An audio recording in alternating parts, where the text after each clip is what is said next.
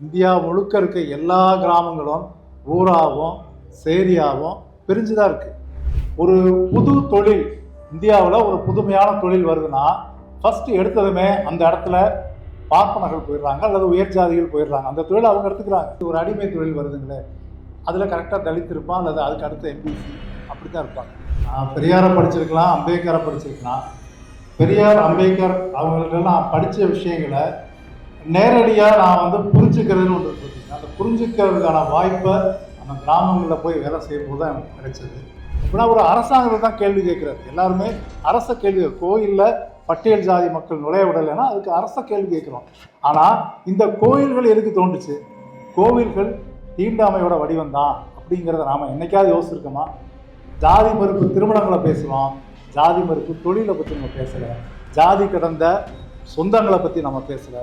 இதெல்லாம் நம்ம லெவலில் செய்ய வேண்டிய விஷயம். நாம் நடத்துகிற எந்த விழாவாக இருந்தாலும் அந்த விழா சாதி சொந்தங்களை மீண்டும் மீண்டும் புதுப்பிக்கிறது தான் பயன்படுத்தி, அந்த சொந்தங்கள் ஜாதி சங்கத்துக்கு கட்டுப்பட்டு தான் இருக்கும். அந்த ஜாதி சங்கங்கள் இந்து மதம் என்ன சொல்லுதோ, மனு சாஸ்திரம் என்ன சொல்லுதோ அதைத்தான் சட்டமாக விதியாக பின்பற்றும்.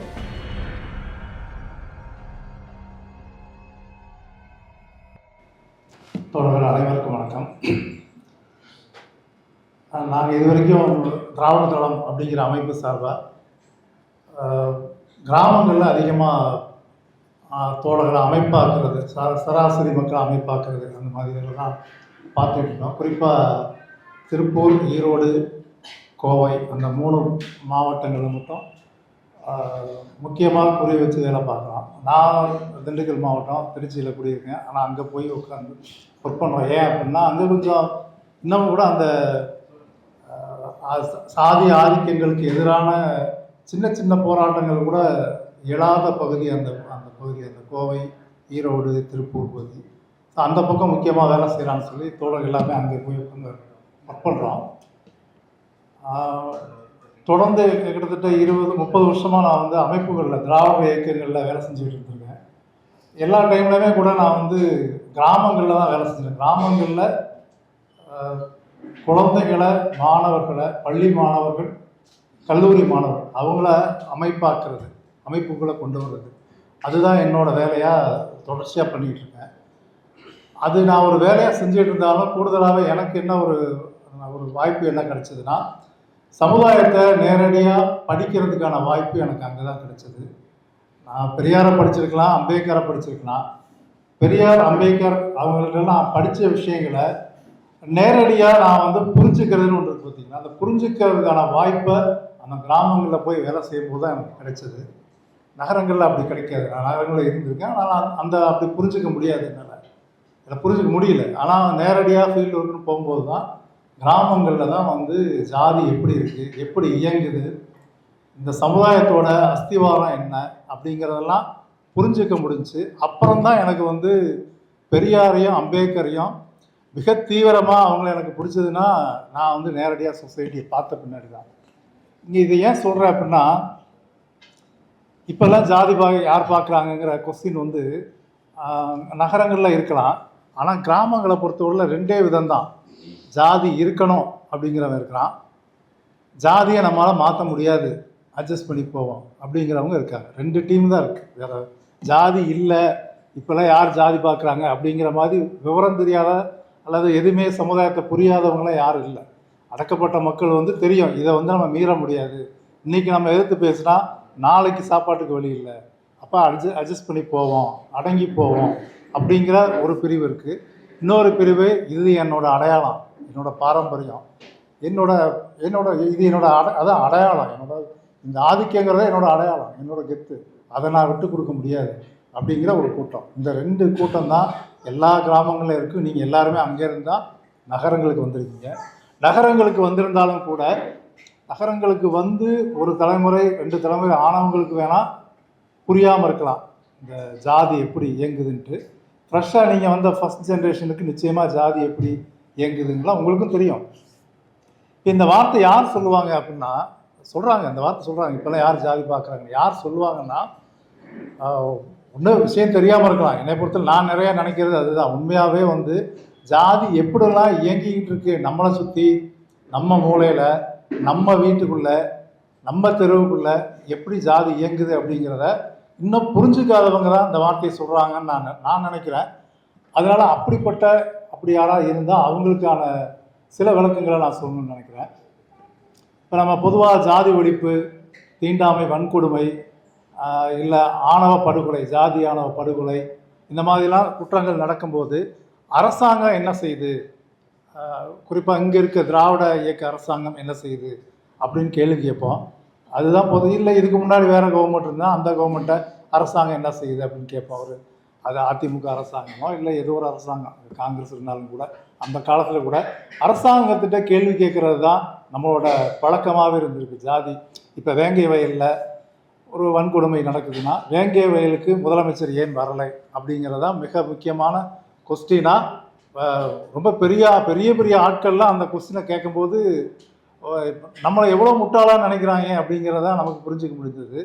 அந்த கேள்வி முதலமைச்சர் போனால் சரியாகக்கூடிய பிரச்சனையாது. சரி, நம்மளை பொறுத்தவரையில் வேங்கை வயலுக்கு அரசு என்ன நடவடிக்கை எடுக்கணும் அப்படிங்கிறது எடுக்கணும். அது எடுத்திருக்காங்க இல்லைங்கிற அடுத்த விஷயம் எடுக்கணும்.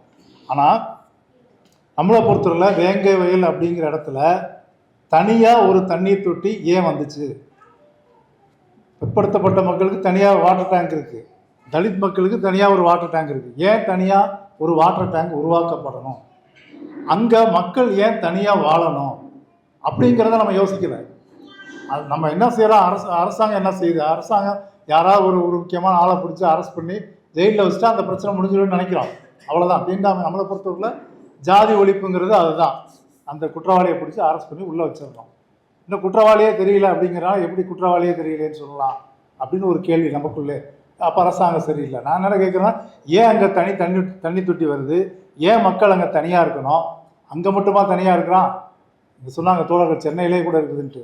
எல்லா பக்கமும் தமிழ்நாடு இருக்க, இந்தியா முழுக்க இருக்க எல்லா கிராமங்களும் ஊராகவும் சேரியாகவும் பிரிஞ்சுதான் இருக்குது.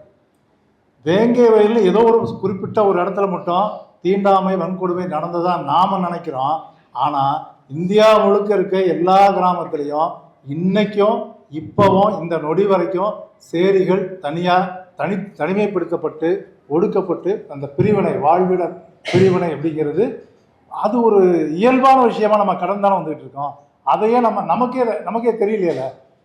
வேங்கை வேலைக்கு ஏன் வரலன்னு ஒரு எதிர்கட்சி தலைவர் கேட்குறாருன்னா, அப்போ அவங்களுக்கு தெரியாதா ஊரில் சேரி இருக்குது தெரியாதா? எடப்பாடியில் சேரி இருக்குது தெரியாதா? இல்லை எந்த கட்சியாக இருக்கட்டும், எல்லா கட்சிக்குமே அந்தந்த ஊர் சேரி அப்படின்னு இருந்தால் பிரிஞ்சிருக்கிறது யாருக்கு தெரியாமல் இருக்குது. அப்போ அது தீண்டாமை வன்கொடுமையாக நம்ம யாருக்குமே தெரியல, யாருக்குமே புரியல. அதனால தான் இது ஒரு விஷயமே இல்லைடா, 6000 கிராமத்தில் இருக்கிற சேரி, தமிழ்நாடு முழுக்க எல்லா கிராமத்துலேயும் சேரி இருக்குது. இந்த பிரச்சனைக்கே காரணம் மக்கள் தனியாக இருக்கிறது தான். ஸோ ஒன்றா இருக்கிறதுக்கான வழியை அரசாங்கம் செய்யணும் அப்படின்னு நீ அரசாங்கத்தில் கேட்குறது சரியா தப்பாங்கிற அடுத்த விவாதம். ஆனால் நீ கேட்குற டிமாண்டே எப்படி இருக்கணும்னா, இனி மக்கள் பிற்படுத்தப்பட்டோர் ஊராகவும் தலித் மக்கள் வாழ்கிற சேரியாகவும் பிரிஞ்சு இருக்கக்கூடாது, ஒன்றா இருக்கணும்.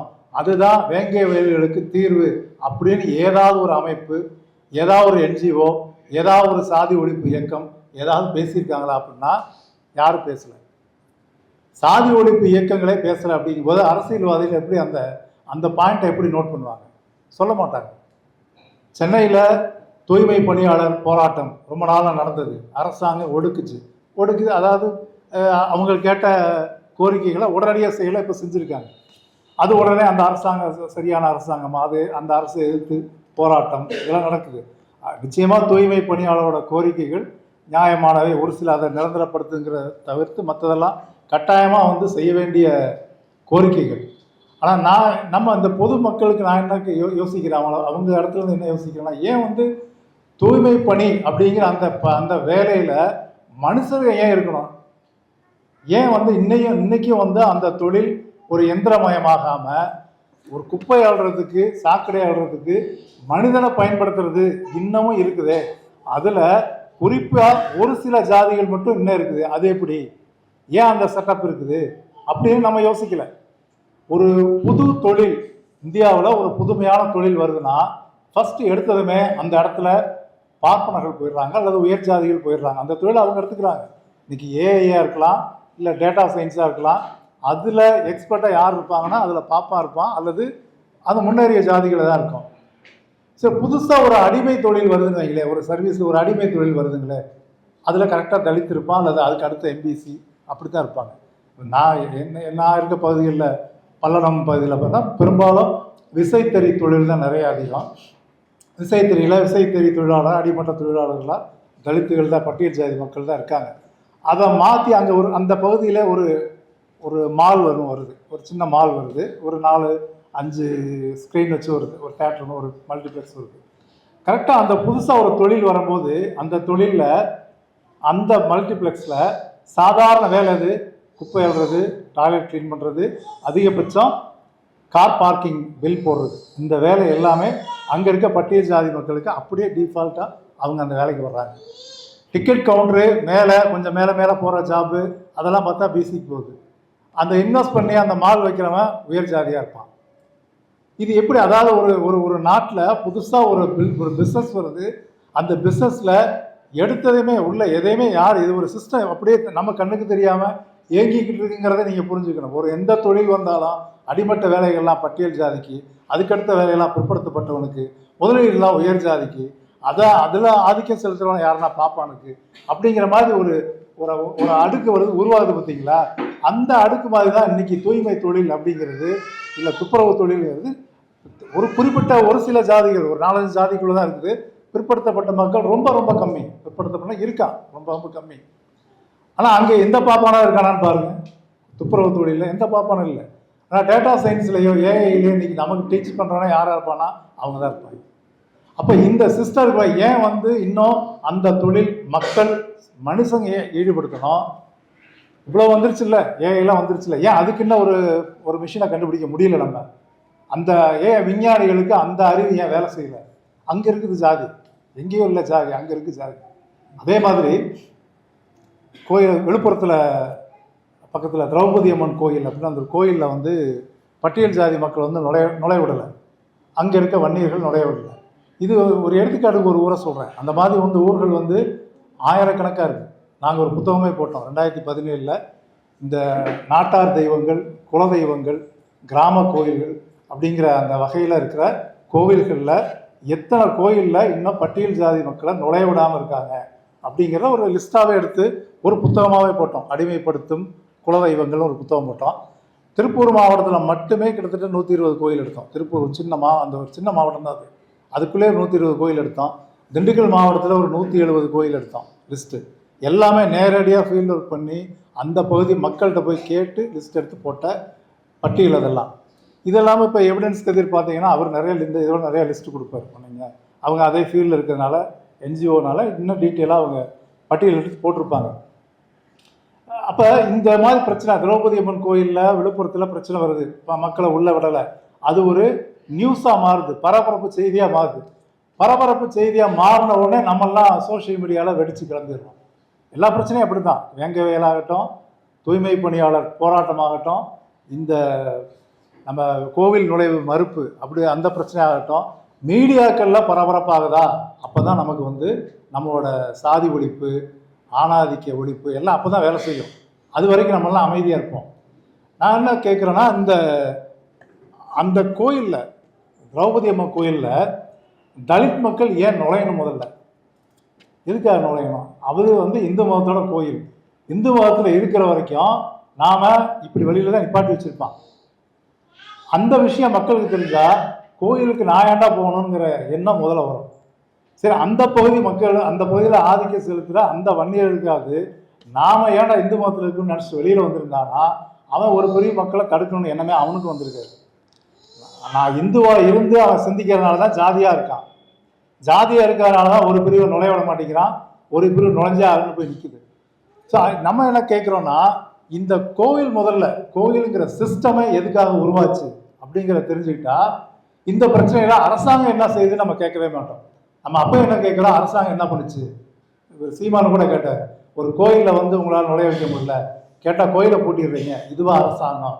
அப்படின்னா ஒரு அரசாங்கத்தை தான் கேள்வி கேட்குறாரு. எல்லாருமே அரச கேள்வி. கோயிலில் பட்டியல் ஜாதி மக்கள் நுழைய விடலைன்னா அதுக்கு அரச கேள்வி கேட்குறோம்.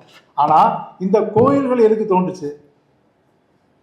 அதாவது இப்போ திராவிடர் கழகத்தில் ஒரு புத்தகமே போட்டிருக்காங்க, கோயில்கள் தோன்றியது ஏன்னா. அது கிட்டத்தட்ட ஒரு 20 எடிஷன் வந்துருச்சு. 2022 20க்கு மேலே எடிஷன் வந்துருச்சு. இப்போ தெளிவாக போட்டிருங்க. அது அர்த்த சாஸ்திர காலத்துலேருந்து சாணக்கியான்னு சொல்கிறோம்ல, அந்த சாணக்கியாங்கிறவனை அந்த உள்ளூரில் ஒவ்வொரு கிராமத்தில் இருக்க மக்களோட பொருளாதாரத்தை சுரண்டி ஒரு இடத்துல முடக்கிறதுக்காகவும் பாப்பான்களுக்கு கொடுக்கறதுக்காகவும் உருவாக்கப்பட்டதான் கோயில். மற்றபடி பக்திக்காகலாம் உருவாக்கலாம். அந்த புத்தகத்தில் நீங்கள் தெளிவாக படிச்சுக்கோங்க. அதில் ஒரு முக்கியமாக ஒரு செய்தி நான் சொல்லணும்னு நினச்சேன். இந்த கோயிலில் வந்து கோபுரங்கள் உருவாக்குவாங்க. கோவில் கோபுரங்கள் நீங்கள் பார்த்துருப்பீங்க எல்லா கோயிலில். அந்த கோபுரங்கள் எதுக்காக உருவாக்கப்பட்டது? கோயில்லாம் ஒரு ஃப்ளோரில் கட்டிடலாம், இல்லை 2 ஃப்ளோரில் கட்டலாம். எல்லா ஃப்ளோர்லையுமே ஒவ்வொரு கடவுள் கூட ஏற்றி வச்சுருக்கலாம். ஆனால் அவங்க கீழே கிரவுண்ட் ஃப்ளோரில் கடவுள் இருக்கார், அதுக்கு மேலே ஒரு கோபுரம் இருக்குது. கோபுரத்தில் எல்லா கடவுள் சிலையும் இருக்குது. இந்த சிஸ்டம் ஏன் வந்திருக்குன்னா, அது இதுக்கு முன்னாடி அந்த கோயிலே வந்து 4 வாசல் இருக்கும். முன்னாடி வந்து எல்லா கோயில்கள்லையும் 4 வாசல் இருக்கும். அந்த 4 வாசல்லையும் என்னென்ன கம்யூனிட்டி எந்தெந்த வாசல் நுழையணும்ன்ட்டு இந்த சாஸ்திரம் சொல்லியிருக்கு. ஆகமங்கள் சொல்லியிருக்கு. நம்ம சொல்கிற ஆகமங்கள் சொல்லியிருக்கு. தெற்கு திசைனா அது பாப்பா நுழையிறதுக்கு, தெற்கு வாயில்ங்கிறது பாப்பா நுழையிறதுக்கு. மேற்கு வாயில்ங்கிறது சத்திரியர்கள் அவனுடைய மன்னர்கள் நுழையிறதுக்கு. வடக்கு வாசல் அப்படிங்கிறது வைசியர்கள் வணிகத்தில் வியாபாரத்தில் இருக்க ஜாதிகள் நுழையிறதுக்கு. கிழக்கு வாசல் தான் தலித்துகளுக்கு, சூத்திரர்களுக்கு. கிழக்கு வாசல் வந்து பிசி இருக்குது, சூத்திரர்களுக்கு. சார் இப்போ பட்டியல் ஜாதி மக்களுக்கு எந்த வாசல் அப்படின்னா அவங்களுக்கு எந்த வாசலும் கிடையாது.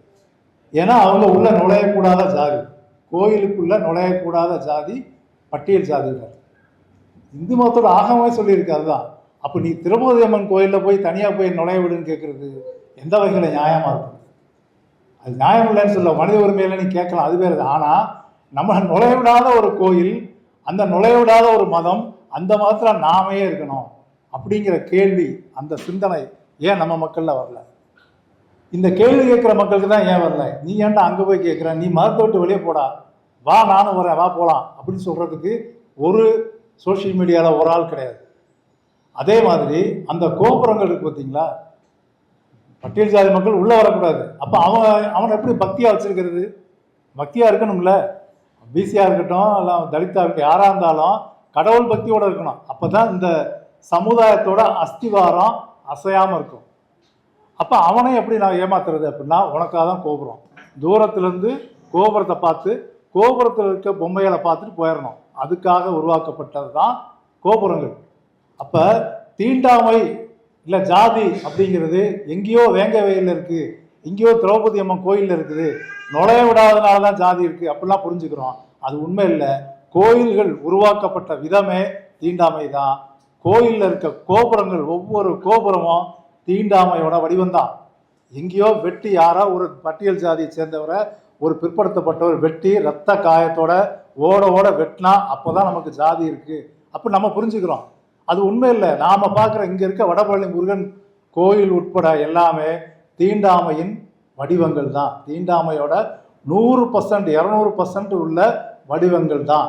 அப்போ தீண்டாமை ஒழிப்பு முக்கியம் அப்படின்னு போராடுற, தீண்டாமை ஒழிப்புக்காகவே அமைப்பு நடத்துகிற என்ஜிஓக்கள், இல்லை ஜாதி ஒழிப்புக்காகவே அமைப்பு நடத்துகிற இயக்கங்கள் யாராக இருக்கட்டும், இல்லை ஜாதி ஒழியணும் தீண்டாமை ஒழியும் நினைக்கிற நம்மளை மாதிரி சாதாரண மக்கள் எல்லாருமே முதல் பாயிண்ட் நமக்கு எது வரணும்? முதல் நம்மளோட டார்கெட் எதுவாக இருக்கணும்? இங்கே இருக்க கோயில், இங்கே இருக்க கோபுரங்கள். கோபுரங்களை இடிங்கடான்னு சொல்கிற முழக்கம் எங்கேயாவது எப்பயாவது வந்திருக்கா? வரல. அதுதான் தீண்டாமையோட உச்சக்கட்ட வடிவம். நீங்கள் எல்லா இடத்துலையும் ஒழிச்சிடலாம். நீங்கள் வேங்க வயலில் ஒழிக்கலாம், விழுப்புரத்தில் ஒழிக்கலாம், கண்டதேவியில் ஒழிக்கலாம், எல்லா பக்கம் ஒழிச்சிடலாம். ஆனால் கடைசியாக நீங்கள் எங்கே வந்து நிற்பீங்க? கோயிலில் நிற்பீங்க, கோயில் கோபுரத்தில் நிற்பீங்க. அப்போ ஏன்னா அது வந்து பக்தி, அது வந்து பண்பாடு, நம்ம மரபு. அப்போ அதில் நீங்கள் கொஸ்டின் பண்ண முடியாது, அங்கே நீங்கள் கொஸ்டின் பண்ணவே மாட்டீங்க. ஆனால் இந்த எல்லா வேங்க வேலாகட்டவங்க, எல்லா கலவரங்களுக்கும், எல்லா தாக்குதலுக்கும் காரணமாக இருக்கிறது இந்த தீண்டாமை. கோயிலில் இருக்க தீண்டாமை, மதத்தில் இருக்க ஜாதி. இந்த சிஸ்டத்தை இதை வந்து நம்ம இது வரைக்கும் என்னைக்காவது கோவில்கள் தீண்டாமையோட வடிவம் தான் அப்படிங்கிறத நாம் என்னைக்காவது யோசிச்சிருக்கோமா? புத்தகங்கள் நிறைய வந்துருச்சு. இதெல்லாம் நாம் சொன்னது கூட கிடையாது.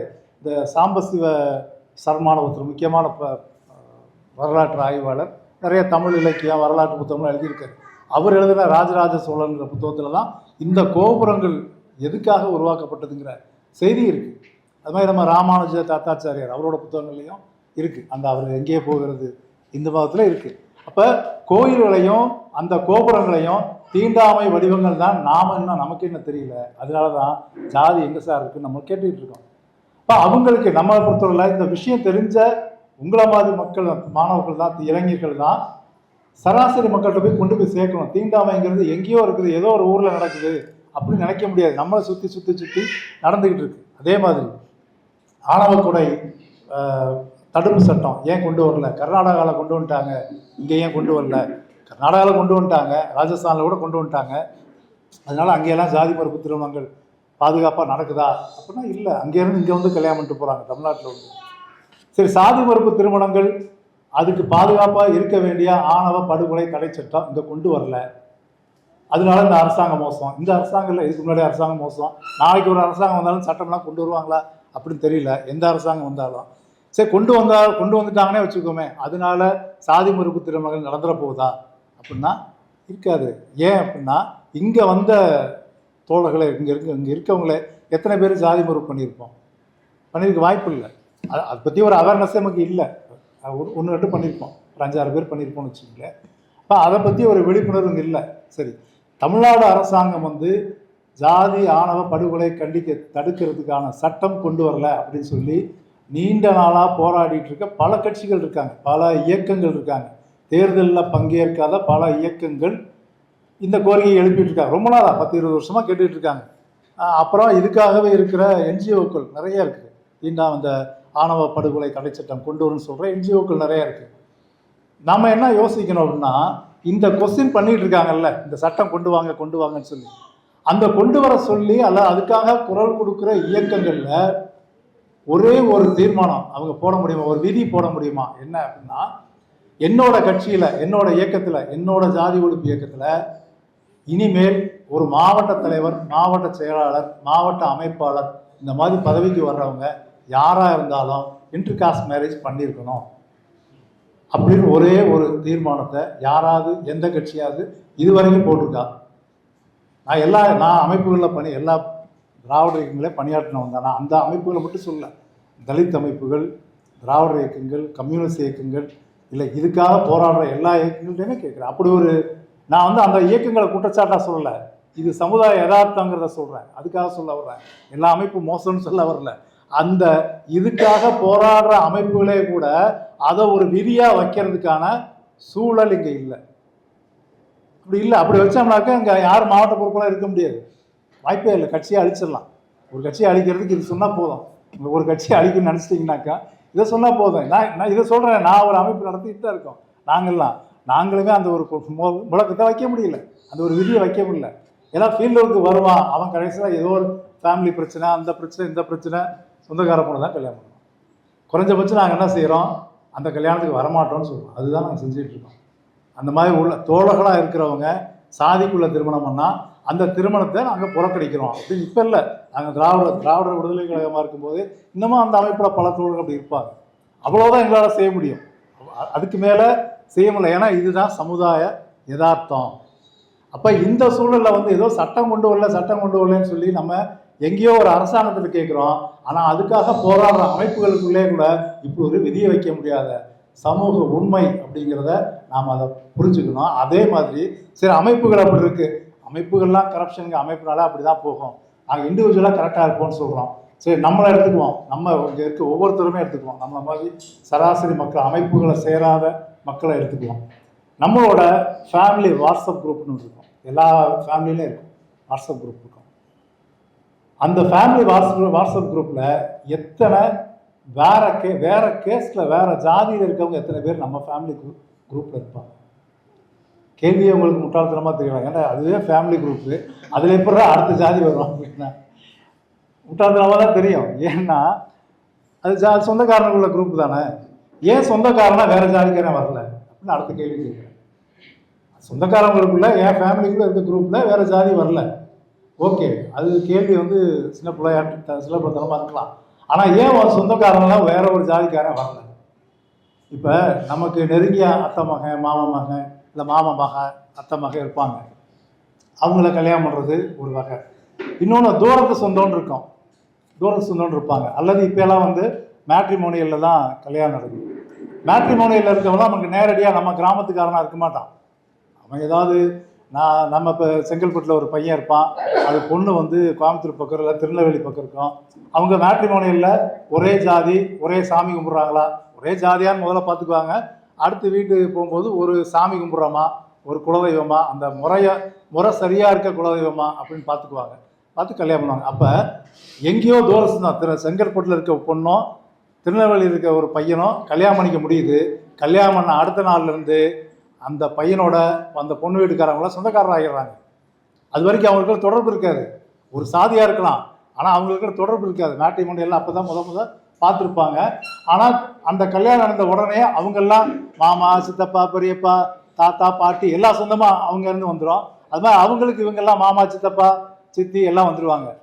அப்போ இது உருவாக்கப்படுறது தானே. நீங்களாம் ஒரு கல்யாணத்தை பண்ணி ஒரு சொந்தத்தை புதுசாக உருவாக்கிறீங்க, அவங்களும் உங்கள் வாட்ஸ்அப் குரூப்லையும் சேர்த்துக்குவீங்க. அப்போ அது நீங்கள் உருவாக்குறது தான். பெரியார் அதான் சொல்கிறாரு, சொந்தம் அப்படிங்கிறதே வந்து நாம் உருவாக்கி கொள்றதாங்கிறது. அப்போ நீங்கள் ஒரு கல்யாணம் பண்ணி தான் கல்யாணம் பண்ணி உருவாக்கலாம். ஒவ்வொரு குடும்பத்திலையும் கல்யாணம் பண்ணி வேறு ஜாதியில் கல்யாணம் பண்ணி சொந்தங்களை உருவாக்கணும், கட்டாயம்தான். ஆனால் அதுக்கு கல்யாணம் வரைக்கும் நீங்கள் ஏன் கடத்திட்டு இருக்கணும்? இப்போ இமிடியேட்டாக ஒருத்தர் சொந்தக்காரனா நீங்கள் ஏன் அக்செப்ட் பண்ணிக்க முடியாது? சொந்தக்காரனாலே நீங்கள் வந்து யாரை நினைக்கிறீங்க? ஜாதிக்குள்ள தானே நினைக்கிறீங்க. சொந்தம்ங்கிறது சொந்தம் இல்லை உங்கள் வீடு அப்படிலாம் அதெல்லாம் எப்படி இருக்குதுன்னா ஒரு குட்டி ஒரு மினி ஜாதி சங்கமாக தானே இருக்குது. உங்கள் சொந்தங்கிறது ஒரு சின்ன ஜாதி சங்கம், ஒரு ஃபேமிலிங்கிறது ஒரு மைக்ரோ ஜாதி சங்கம், அவ்வளோதானே. இல்லைன்னு சொல்லுங்கள். இல்லை, உண்மை அதுதானே. அதையே நம்ம வந்து யோசிக்கவே மாட்டோம். ஜாதி எங்கேயோ இருக்குது, அதை அரசாங்கம் ஒழிச்சிடணும். உங்கள் வீட்டில் ஒருத்தர் வந்து சொந்தக்காரனா உங்கள் வாட்ஸ்அப் குரூப்பில் ஆட் பண்ணுறதுக்கு அரசாங்கம் தடை போட்டிருக்கா? இல்லை. அப்போ அதை செய்கிறதுல என்ன கஷ்டம் இருக்குது? அப்போ நம்மகிட்ட இருக்குது பிரச்சனைங்க நம்மகிட்ட இருக்குது. அப்படிங்கும்போது ஒரு சொந்தத்தை உருவாக்குறது நம்ம கையில் இருக்குது. அதை நம்ம இது வரைக்கும் செய்யலை. சரி, சொந்தம் உருவாக்குறதா இருக்குது.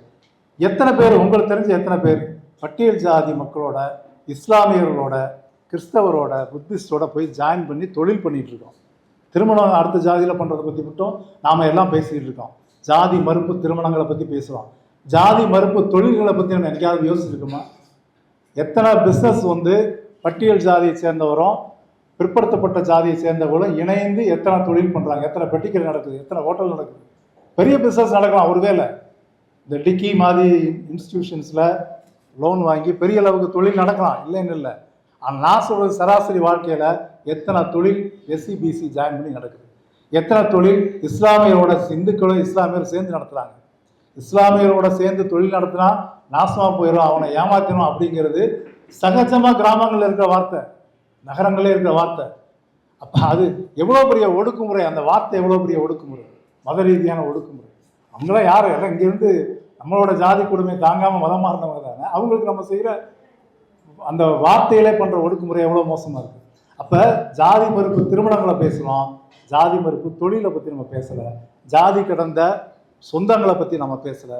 இதெல்லாம் நம்ம லெவலில் செய்ய வேண்டிய விஷயங்கள். இது எதையும் செய்யலை. சரி, இது ஒரு வகை. இன்னொன்று, நாம் கொண்டாடுற விழாக்கள், அது ஒரு குலதெய்வமாக இருக்கலாம், கிராமத்து தெய்வமாக இருக்கலாம், இல்லை ஒரு ஊரளவில் கொண்டாடுற விழாவாக இருக்கலாம், இல்லை தேசிய நாட்டளவில் கொண்டாடுற விழாக்களாக இருக்கலாம். நம்மளோட நம்ம விழாக்கள்லாம் எப்படி இருக்குது? நாம் கொண்டாடுற விழாக்கள் அரசாங்கம் கட்டாயம் நீ கொண்டாடியே ஆகணும் அப்படின்னு சொல்கிற விழா எனக்கு தெரிஞ்சு எதுவும் இல்லை. ஆனால் நம்ம கொண்டாடுற விழாக்கள், குலதெய்வ விழாக்கள், நம்ம வீட்டில் நடக்கிற சின்ன சின்ன ஃபங்க்ஷன், ஒரு சின்ன விஷயம், ஒரு குழந்தை பிறகுதா முதல் முடி எடுக்கிறது, முதல் மொட்டை எடுக்கிறது, காது குத்துறது, எங்கே போய் செய்கிறோம்? குலதெய்வ கோயிலில் தான் பண்ணுறோம். நீங்கள் எவ்வளோ படித்தவனாக இருக்கலாம், எவ்வளோ பெரிய சயின்டிஸ்டாக இருக்கலாம், அனலிஸ்டாக இருக்கலாம், யார் வேணாலும் இருக்கலாம், அந்த பெண்ணோட குலதெய்வத்துக்கு போக மாட்டாங்க, ஆணோட குலதெய்வத்துக்கு தான் வருவாங்க. அதுலேயும் ஒரு ஆணாதிக்கம், ஜாதியிலையும் ஆணாதிக்கம். ஏன் பெண்ணோட குலதெய்வ கோயிலில் போய் மொட்டை எடுக்கலாம்னா அப்படி இருக்க மாட்டாங்க, அது வழக்கமே கிடையாது. ஏன்னா பெண்கள் திருமணம் ஆகிற வரைக்கும் தான் அவங்களுக்கு அப்பாவோட குலதெய்வம். திருமணம் ஆன பின்னாடி கணவர் எந்த குலதெய்வத்தை கும்பிட்றாரோ அதுதான் அவங்களுக்கு குலதெய்வம். அப்படியே அதில் ஒரு ஆணாதிக்கமும் இருக்குது, ஜாதி ஆதிக்கமும் இருக்குது. கரெக்டாக அங்கே போய் தாய் மாமா மடியில் உட்கார வச்சு தான் காது குத்தணும். அந்த தாய் மாமா ஜாதிக்காரனாக தான் இருப்பான். இழந்து போன சொந்தங்களை ஒரு ரீயூனியன் மாதிரி தான் அந்த காது குத்து மட்டும் இல்லை, நீங்கள் நடத்துகிற எந்த ஒரு பெண்ணாக இருக்கட்டும், கிராமங்கள் எங்கே போகுதுன்னா பூ புனித நீராட்டு விழா அப்படின்னு நடத்துவான். நீங்கள் தென் மாவட்டம்லாம் பார்த்தீங்கன்னா அது கல்யாணத்தை விட பெருசாக நடக்கும், கல்யாணங்களை விட பெருசாக நடக்கும். நீங்கள் அந்த சீர் கொண்டு வர்றது அதெல்லாம் பார்த்து நம்ம பாரதிராஜா படத்துலேருந்து வர்ற மானூத்து மந்தையில் பாட்டெலாம் எல்லாம் நீங்கள் குழாயை கட்டிடுவானு. மைக் செட் 10 மைக் செட்டை போட்டு பக்கத்து ஊர் வரைக்கும் அலற அளவுக்கு மைக் செட் போடுவான். பச்சையாக ஜாதி உறவு, ஜாதி என்னோட அது ஆணாதிக்கமான விழாவும் கூட, ஜாதி ஆதிக்க விழாவும் கூட. சரி, காது குத்து பூப்புனித நீராட்டு விழா மட்டும் இல்லை, நாம் கல்யாணம் வீடுகளில் கிராமங்களில் இப்போ நீங்கள் இங்கே எப்படின்னு தெரியல, எனக்கு அங்கே இருக்க நகரங்கள்லாம் பார்த்தீங்கன்னா சின்ன சின்ன நகரங்கள் எல்லாத்துலேயுமே கல்யாணத்துக்கு போகிறோம். என்னோடய சொந்தக்காரன் கல்யாணத்துக்கு போகிறோம், என் சொந்தக்காரன் கல்யாணத்துக்கு ஒரு கல்யாணத்துக்கு போகிறது தப்பாக நீங்கள் யோசிக்கலாம். ஆமாம், அந்த கல்யாணத்தில் என்ன நடக்குது? உன் ஜாதிக்காரன் மட்டும்தான் வருவான். ஜாதிக்காரனோட நடக்கிற ஒரு ரீயூனியன், அது சின்ன சின்ன ஒரு 3 மாதம் ஆயிருக்கு அவனை பார்த்து அந்த உறவை புதுப்பிச்சுக்கிறது. அதுக்கு தான் அந்த கல்யாணத்துக்கு போகிறது, கருமாதிக்கு போகிறது, எதுவாக இருந்தாலும் சரி, நாம் நடத்துகிற எந்த விழாவாக இருந்தாலும் அந்த விழா சாதி சொந்தங்களை மீண்டும் மீண்டும் புதுப்பிக்கிறது தான் பயன்பட்டு இருக்கு. அந்த சொந்தங்கள் ஜாதி சங்கத்துக்கு கட்டுப்பட்டு தான் இருக்கும். அந்த ஜாதி சங்கங்கள் இந்து மதம் என்ன சொல்லுதோ, மனு சாஸ்திரம் என்ன சொல்லுதோ அதைத்தான் சட்டமாக விதியாக பின்பற்றும். இது ஏதோ நான் ஒரு கற்பனையாக சொல்கிறேன்னு நினைக்க வேண்டாம். இப்போ பொதுவாக நாட்டார் தெய்வங்கள் அப்படின்னு ஒரு வார்த்தை நீங்கள் கேள்விப்பட்டிருப்பீங்க. அந்த வார்த்தையே தீண்டாமை, வன்கொடுமை, தடை சட்டப்படி தண்டிக்கப்பட வேண்டிய சொல் அந்த நாட்டார் தெய்வம் அப்படிங்கிறது.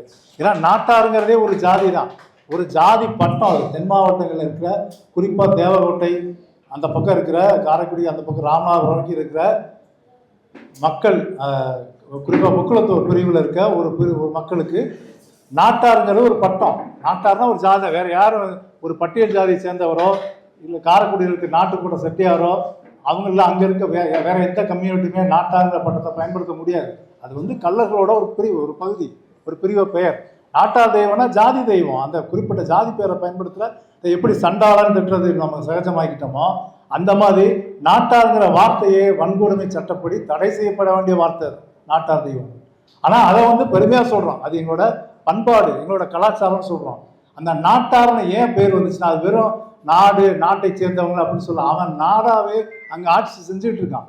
நாம் சொல்கிறோம் இந்தியா சுதந்திரம் வாங்கிடுச்சு, தமிழ்நாடு, அது தமிழ்நாடு ஏற்கனவே ஒரு தனிநாடாக இருந்தது, 3 வேந்தர்கள் ஆண்ட நாடு, அது சேர சோழ பாண்டியர்கள் ஆண்ட நாடு அப்படிலாம் பெருமை பேசிக்கிறோம்.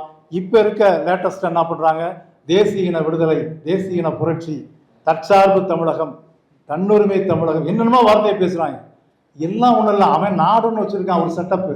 அந்த செட்டப்பை மீறி உங்களால் எந்த தேசிய இன விடுதலை எதுவுமே நுழைய கூட முடியாது. நுழைஞ்சு பாருங்கள். அந்த தமிழ் தேசியம் பேசுகிற, தமிழ் தேசிய விடுதலை, தேசிய இன விடுதலை பேசுகிற தோழர்களுக்கு தான் நான் கேட்குறேன். நீங்கள் வாங்க கண்டதேவிக்குள்ளே வாங்க. கண்டதேவியில் 2000 பிரச்சனை வந்துச்சு.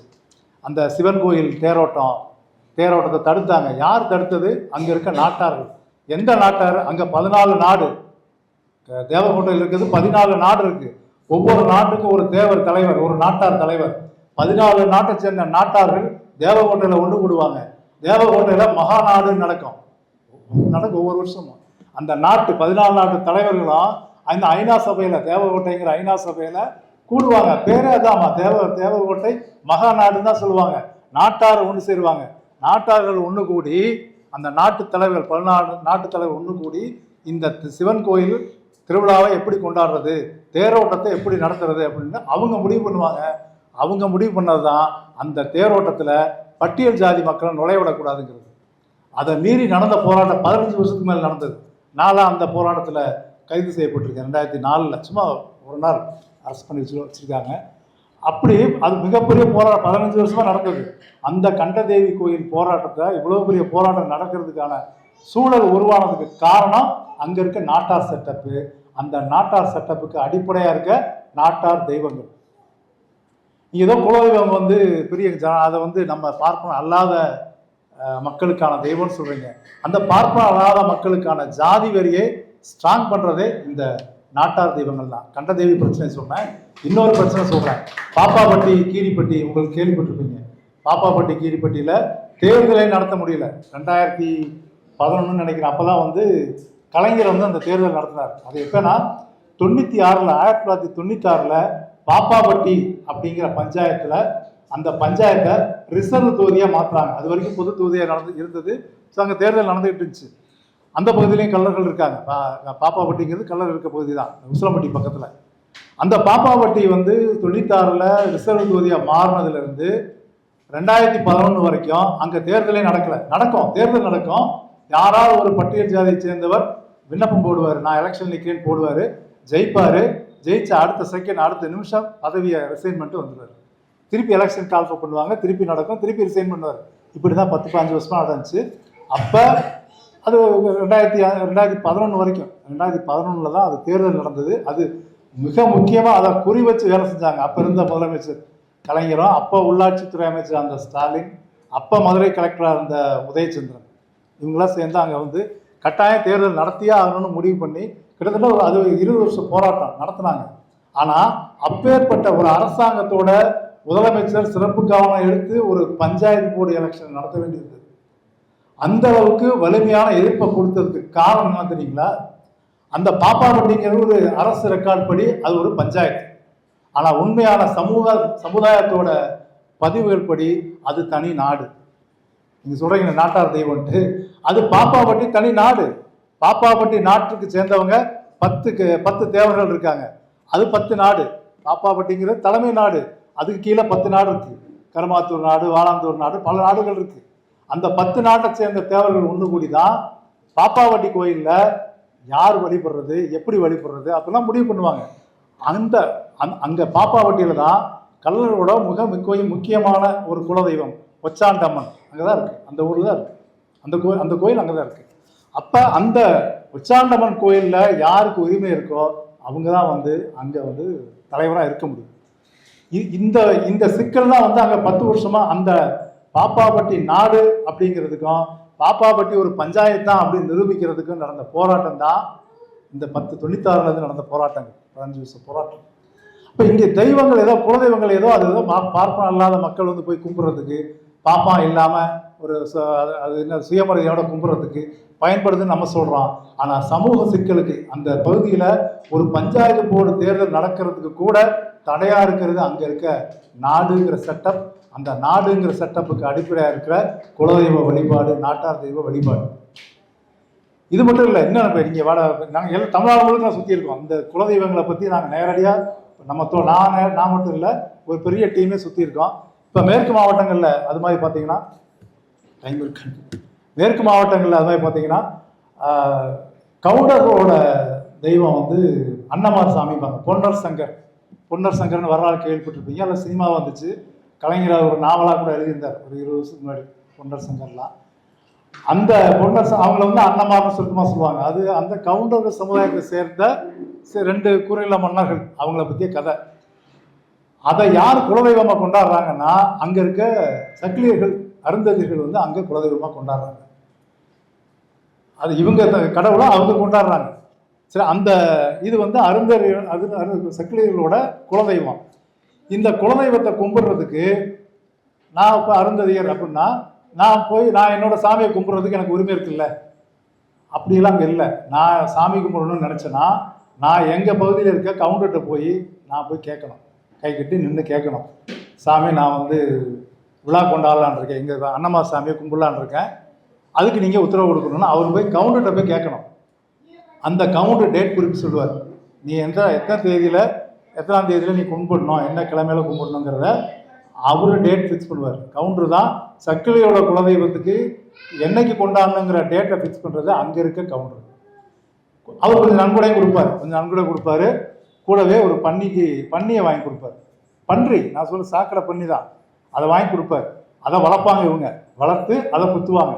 பன்னியை குத்தி சாப்பிட்றது அப்படிங்கிறது அந்த அன்னமார் திருவிழாவில் நடக்கிற ஒரு சடங்கு.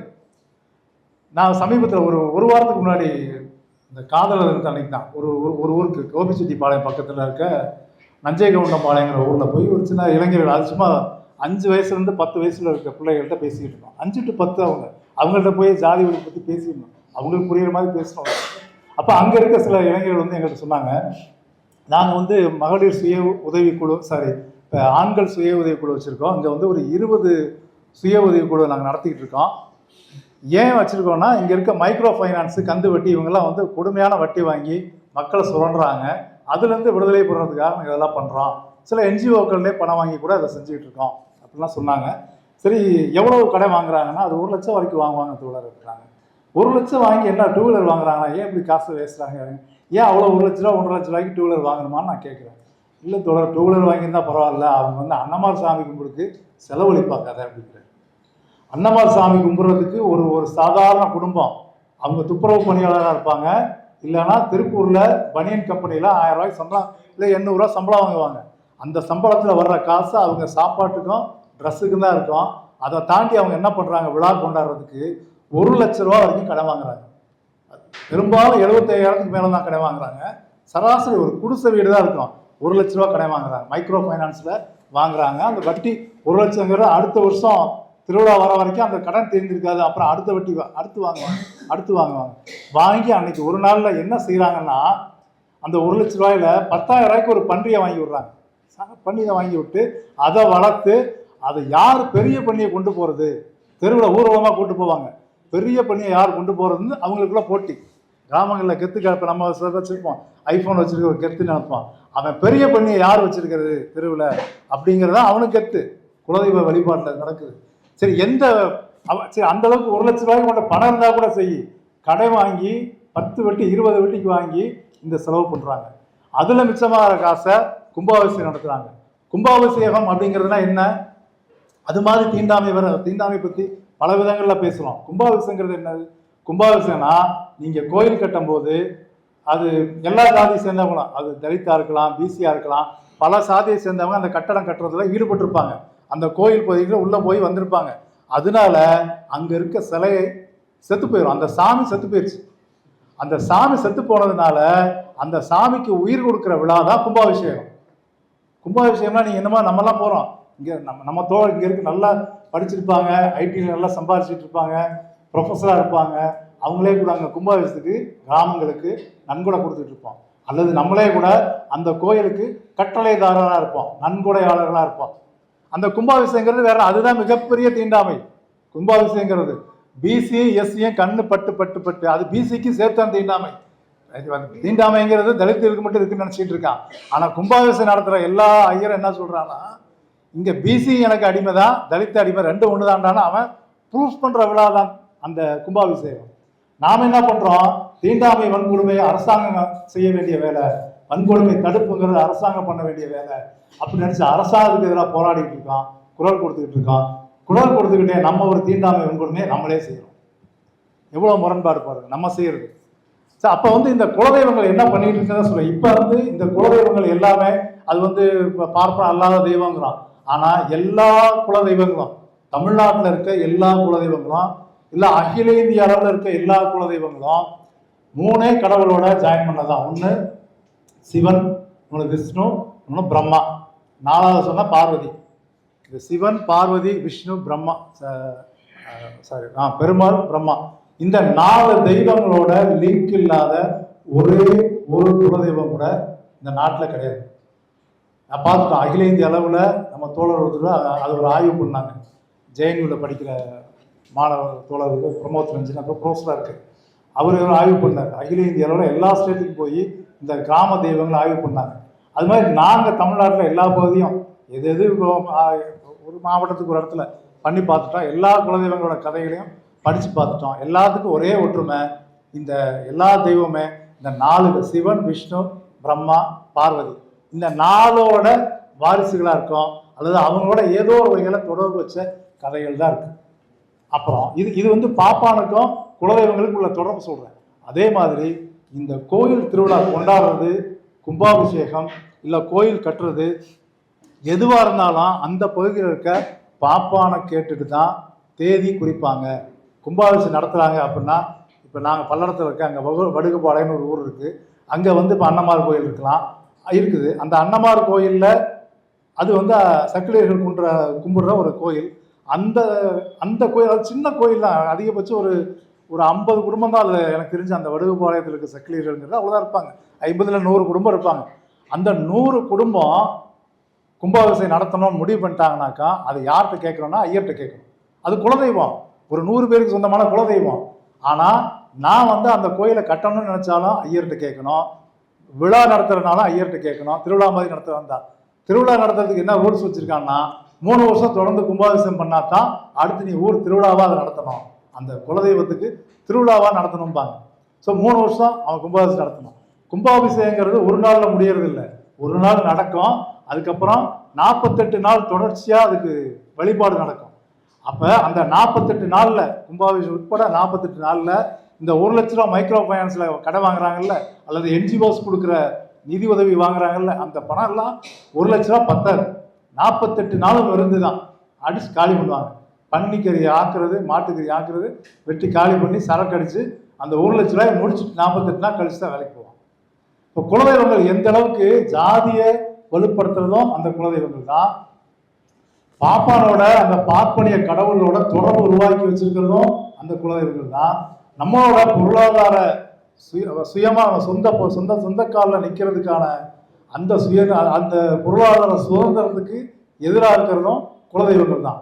இது எல்லாமே தீண்டாமையையும் ஜாதியையும் ஸ்ட்ராங்காக வச்சிருக்கிறதுக்கு மிக முக்கிய ரோல் பண்ணுது. இந்த அதாவது ஒரே குலதெய்வம் கூட 2 பேருக்கு, கவுண்டருக்குரிய குலதெய்வம் இப்போ காடை கூட்டம்னு ஒரு கவுண்டரில் இருக்குது, அதே காடை கூட்டம்னு செக்குலரிட்டி இருக்குது, அதே பேரில் இருக்குது. ஒரே கடவுளை கூட 2 பேர் கும்பிடுவாங்க. சரி, ஒரே கடவுளை கும்பிடுறாங்க. இப்போ நாட்டா தெய்வம் அந்த ஆதரவாளர்கள் அதான் சொல்கிறாங்க, பல ஜாதிகளுக்கு ஒரே தெய்வம் இருக்குது. ஒரே தெய்வம் இருக்கலாம், ஆனால் என்ன பிரச்சனைன்னா, இப்போ நீங்கள் கல்யாணம்லாம் பண்ணுவீங்க, இந்த சாமி கும்பிட்றவன் இன்னொரு சாமி கும்பிட்றவனுக்கு முறப்பையன் அப்படி தான் பேசுவாங்க. நான் ஒரு சாமி கும்பிட்றேன், என்னோட அப்பா ஒரு குலதெய்வம் கும்பிட்றாருன்னா அதே சாமியை கும்பிட்ற ஒரு பெண்ணை நான் கல்யாணம் பண்ண முடியாது, அது எனக்கு அக்கா பங்காளியை வேணும். அப்போ அதுக்கு ஆப்போசிட்டாக வேற ஒரு சாமியை கும்பிட்றவங்க தான். இப்போ காமாட்சி அம்மன் கும்பிட்றவங்க, பெருமாளை கும்பிட்றவங்களும் சிவனை கும்பிட்றவங்களும் முறை, அவ்வளோதாங்க. எல்லாம் நீங்கள் ரொம்ப சுருக்கமாக பார்த்தா இந்தியா ஃபுல்லாக அதான் இருக்குது. சிவனை கும்பிட்றவங்களும் பெருமாளை கும்பிட்றவங்களும் முறை வச்சுக்கிறாங்க, அவ்வளோதான். அப்போ இந்த கவுண்டர் சமுதாயத்தில் வீரமாத்தின்னு ஒரு கடவுளை கும்பிட்றவங்க இருக்காங்க. சக்லியர் சமுதாயத்திலையும் வீரமாத்தியை கும்பிட்றவங்க இருக்காங்க. சரி, வீரமாத்தியை கும்பிட்றேன்னா சக்லியர் சமுதாயத்தை சேர்ந்த ஒரு பையனை கல்யாணம் பண்ணிக்க முடியுமா?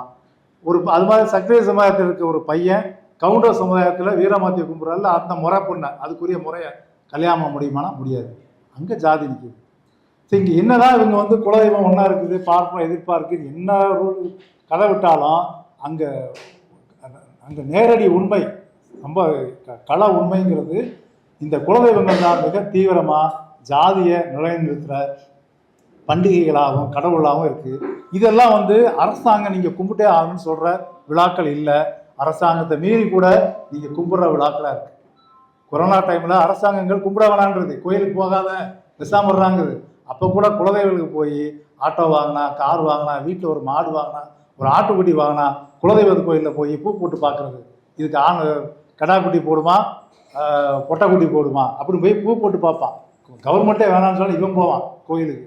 ஸோ இதெல்லாம் நாம் நம்மளோட வாழ்க்கையிலே டே டு டே லைஃப்பில் நாம் செஞ்சுக்கிட்டு இருக்க பல தீண்டாமை வன்கொடுமைகள் நாம் செய்கிறது.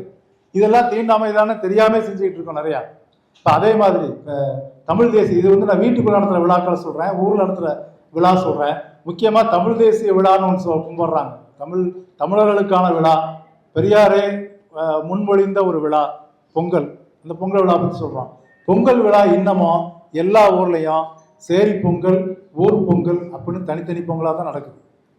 சேரியிலே பார்த்தீங்கன்னா பல்லர்களுக்கு தனிப்பொங்கல், பறையருக்கு தனிப்பொங்கல், சக்கிலியருக்கு தனிப்பொங்கல், வண்ணார்கள் இருந்தால் வண்ணார்களுக்கு தனிப்பொங்கல். நான் நேரடியாக பார்க்குறேன். நான் நம்ம தோழர்கள் இருக்க பல ஊர்களை நாங்கள் நேரடியாக ஒவ்வொரு பொங்கல்லையும் நாங்கள் பார்க்குற லிஸ்ட் அது. அதையும் லிஸ்ட்டு போட்டோம் 2019 காட்டாக இதெல்லாம், அதை ஒரு லிஸ்ட்டு போட்டோம். அதாவது நாங்கள் இருக்க பகுதிகளில் அந்த சேரி வாரியாக ஜாதி வாரியாக எத்தனை இடத்துல பொங்கல் நடக்குதுன்னு பட்டியல் எடுத்து போட்டோம். இன்னும் அதுக்கெல்லாம் நீங்கள் பட்டியலாம் எடுக்க வேண்டாம், பெரிய ஆய்வுக்குழுலாம் தேவையில்லை. நீங்கள் கிளம்பி வாங்க, எந்த ஊருக்கு வேணாலும் போங்க.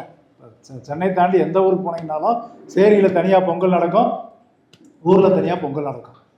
அப்போ இது இன்னொன்று, இந்த கிராம திருவிழாக்கள், இந்த முத்தாலம்மன் கோயில், அது மாதிரி காளியம்மன் கோயில், மாரியம்மன் கோயில், இதெல்லாம் பொதுவான கோயில்கள். அதுலேயும் பார்த்தீங்கன்னா அதில் குலதெய்வம்னாலே ஜாதி தெய்வம் தான், அதுக்கு நீங்கள் ரொம்ப விளக்கம் தேவையில்லை. இந்த மாரியம்மன், காளியம்மன், முத்தாலம்மன், அங்காளம்மன் இதெல்லாம் பார்த்தீங்கன்னா பொது தெய்வம், கிராமங்களில் கொண்டாடுற தெய்வம்பாங்க. அந்த கிராம தெய்வ கோயில் விழாக்களை நீங்கள் எந்த கோயில் விழாவுக்கும் போங்க, அந்த விழாவில் யார் சாமி சாட்டுறது, அதாவது யார் திருவிழாங்கிறத டிக்ளேர் பண்ணுறது யார், அப்போ காப்பு கட்டுறது யார், முதல்ல பூசாரியாக இருக்கிறது யார், சாமி ஆடுறது யார், இதெல்லாம் வேற ஒரு ஜாதிக்குள்ளேயே வேற ஆள் இருப்பான். பூசாரி சாமி ஆடுற வரைக்கும் ஒரு ஜாதியாக இருப்பான். அதுக்கப்புறம் அந்த பந்தல் போடுறது யாரு, அது மாத்து துணிம்பாங்க, வேட்டி கட்டுவாங்க மேலே பந்தல் மேலே, அந்த மாத்து துணி கட்டுறது வண்ணார் சமுதாயத்தை சேர்ந்தவங்களா இருக்கும். துப்புரவு பணி செய்கிறது ஒரு பட்டியல், அங்கே இருக்க அருந்ததியாக இருக்கலாம், பறையராக இருக்கலாம், ஏதோ ஒரு கம்யூனிட்டி அவங்க செய்வாங்க. அது மாதிரி ஒவ்வொரு ஜாதிக்கும் ஒவ்வொரு தொழில் வச்சுருப்பாங்க அந்த கிராம விழாக்களில். அது மாதிரி அங்கே பட்டியல் ஜாதி எது வரைக்கும் போகலாம், அவங்க எந்த இடத்துல பொங்கல் வைக்கலாம், இவன் எந்த இடத்துல பொங்கல், சாமி கும்பல வைக்கிற பொங்கல், மாடி பொங்கல் வைக்கிற பொங்கல், எங்களை பொங்க வைக்கலாம், எந்த இடத்துல இருந்து இவங்க கும்பிடலாம், எந்த ஜாதி எந்த லிமிட் வரைக்கும் வரலாம், எந்த ஜாதி அங்கே நடக்கிற ஆடல் பாடல் விழாவில், நீங்கள் கோயிலில் கூட இல்லை, ஒரு கிராம திருவிழானா அங்கே நடக்கிற ஆடல் பாடல் ரெக்கார்ட் டான்ஸ் நடக்கும், அதை பார்க்கறதுக்கு எந்த ஜாதி எந்த டிஸ்டன்ஸில் உட்காரணும் அப்படின்னு சட்டம் இருக்குது, எழுதாத சட்டம் இருக்குது.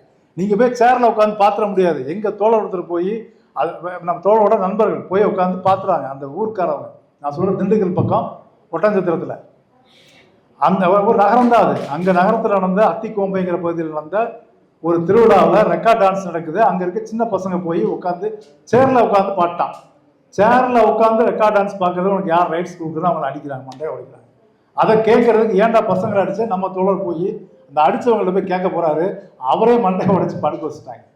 அதுதான் நடக்குது. நீங்கள் ரெக்கார்ட் டான்ஸ் பார்க்கறது கூட நீ என்ன ஜாதியாக இருக்கணுங்கிறதுக்கு முக்கியம்.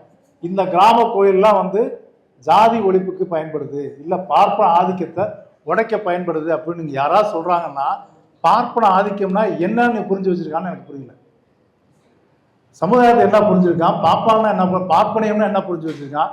அடி ஒன்று ஒரு புத்தகம் படிக்க வேண்டாம், நீ வா கிராமத்துக்கு வா, எங்களோட ஒரு மாதம் சுற்று, காரில் ஏறுவாங்கன்னு சொல்லித்தர்றோம், எல்லா சமுதாயத்திற்கும் சொல்லித்தர்றோம். இது சொல்கிறாங்க. இதெல்லாம் வந்து நம்மளோட பண்பாட்டு பெருமைகள். தோப்பாயா எவ்வளோ சொல்லியிருக்காரு தெரியுமா, தோப்பாயா எவ்வளோ சொல்லட்டோம், வா அதே தோப்பாயாவை இருந்தாருன்னா கூட்டு போயிருப்போம் ஒரு ஊருக்கா. அவர் இருக்கும்போது தான் நாங்கள் புத்தகம் போட்டோம், இது வரைக்கும் பதில் இல்லை. அவர்லேருந்து பதில், அவர் உயிரோடு இருக்க 10 வருஷம் முன்னாடி போட்டோம் அந்த புத்தகம், 2017 போட்டோம். இது வந்து கிராம கோயிலில் இருக்க அந்த திருவிழாக்களோட முறை. இதெல்லாம் நம்ம கொண்டாடுற விழாக்கள்.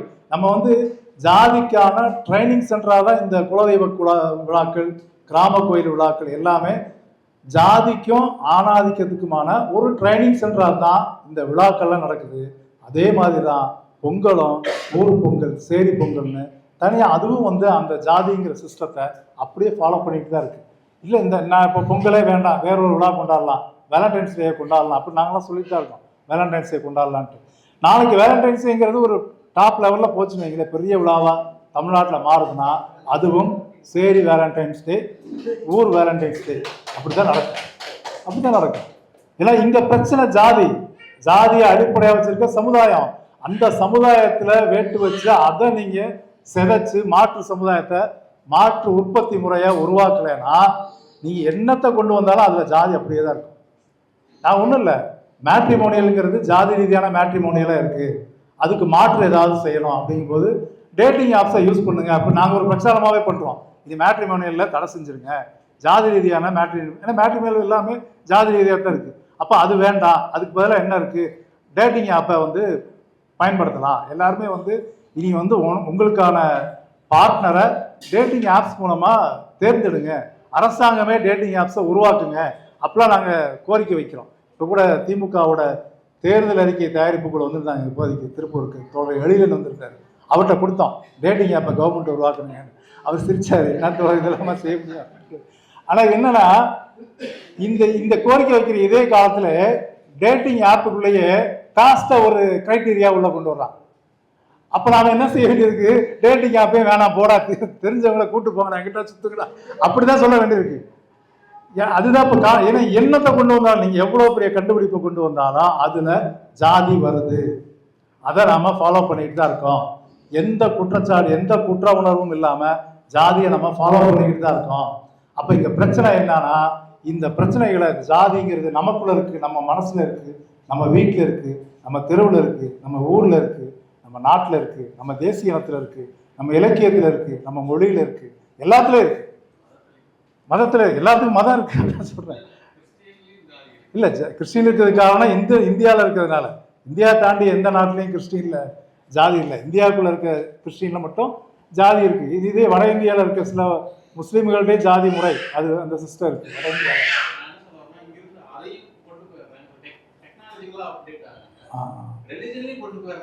ஆமாம் ஆமாம் ஆமாம். அதான் இங்கே இருக்க இந்து மதத்தோட தாக்கம் எல்லா மதத்துக்கும் வரும்.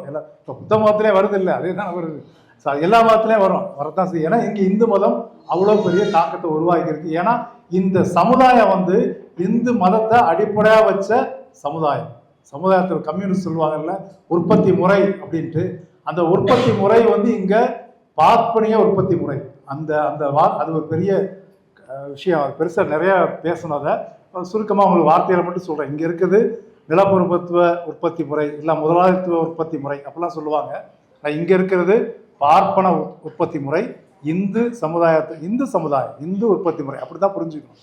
அதனால நீங்கள் இந்து மதத்தில் உடைப்பு ஏற்படுத்தாமல், இந்து மதத்தை அழிக்காமல், இல்லை இந்து மதத்தை விட்டு வேறு மதத்துக்கு தப்பிச்சு ஓடிடாமல், இங்கே ஜாதி ஒழிஞ்சிரும், மதம் ஒழிஞ்சிரும், அரசாங்கம் அதை முடிச்சிடும், நாளைக்கு ஸ்டாலின் வந்துடுவார், இல்லை உதயநிதி வந்துடுவார், இல்லை இங்கே இருக்க புனித பாண்டியன் கூட நாளைக்கு சிஎம்மாக வரட்டும், சப்போஸ் பிஎம்மாக கூட வரட்டும், எப்படி வந்தாலும் எதுவும் நடக்க போகிறதில்ல. இந்து மதத்தோட ஆதிக்கம், இந்த இந்து மதத்தை அடிப்படையாக வச்ச சமுதாய உற்பத்தி முறை இது ஒழியணும். இதோட ரெப்ரசன்டேட்டிவாக இருக்கிற நாம் எல்லாருக்கும், நம்ம எல்லாரோட மனநிலையிலையும் மாற்றம் வரணும், எல்லாரோட குடும்பங்கள்லையும் மாற்றம் வரணும்.